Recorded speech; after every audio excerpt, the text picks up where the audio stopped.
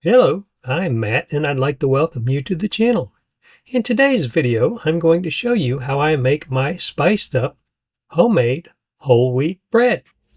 420 grams of water. Yes, I put 421, but that's because usually when I warm up my water, I usually lose a gram.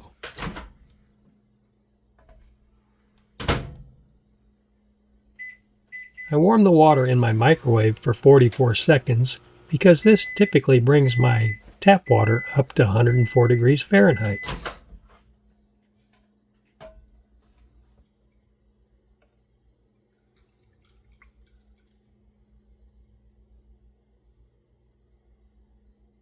The 104 degrees Fahrenheit worked out this time with my microwave, but it didn't remove that 1 gram of water, so now I gotta remove it. I don't know that it would actually make a difference, but I like to be precise. 1 teaspoon of sugar, and then we mix it up.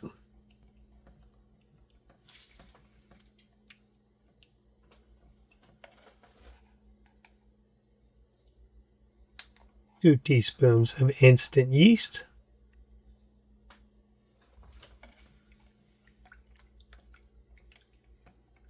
Mix it up and set it aside so it can bloom while we mix the dry ingredients.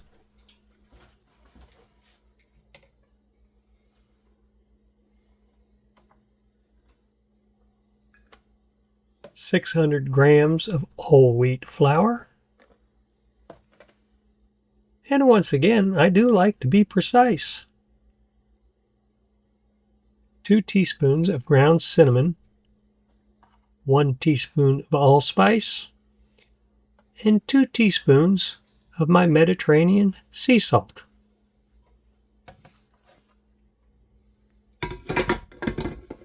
Now time to mix it up. I just like to use the dough hook.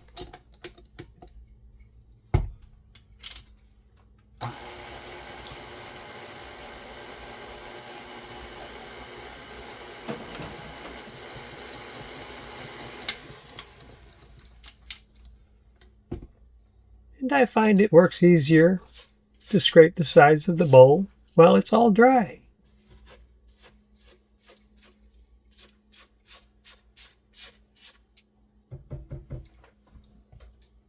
Didn't that bloom nicely?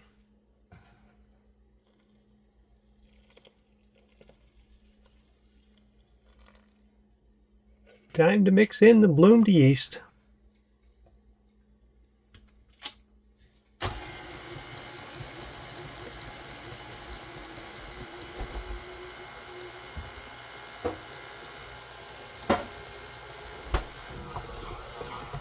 I like to mix the dough until it pulls up onto the dough hook. Time to mix in 2 tablespoons of melted butter. And once again, I like to mix it until it pulls up onto the dough hook.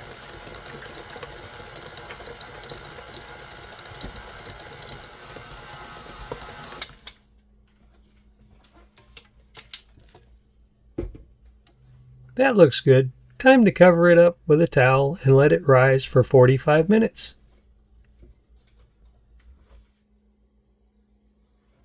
After 45 minutes, it gets mixed up again with the dough hook until it pulls up onto the dough hook.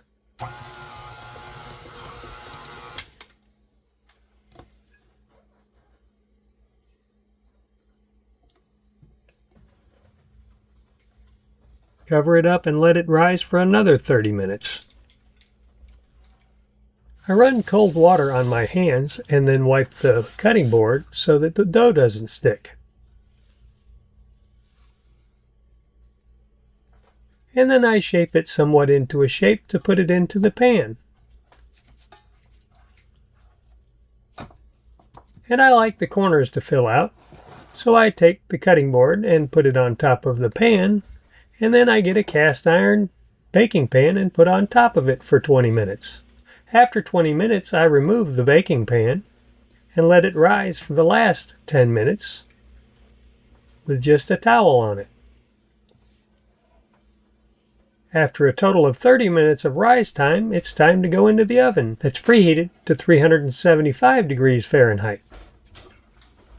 After 15 minutes, I'll turn it, Then after the final 15 minutes of the 30 minutes of bake time, I remove it from the oven and put it on a cooling rack.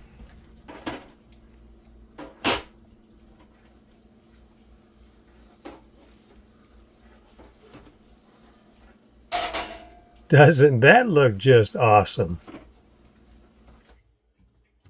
I let it cool completely before I put it on the cutting board to cut it up. I know, this has cutting slots, but I like to gauge the thickness by my eye, but the cutting board does keep the cuts nice and square. Because this homemade whole wheat spice bread has no preservatives in it, I package it up in baggies with 4 slices apiece, and then I freeze it until I'm ready to use it. This keeps it nice and fresh until I'm ready to use it so it doesn't spoil. If you leave this type of bread out for how long it would typically take you to eat it, it will probably spoil before you finish the whole loaf.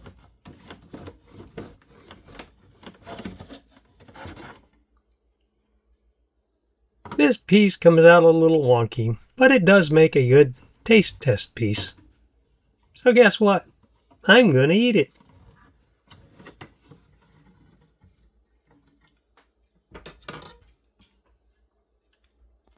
Boy, doesn't that taste awesome.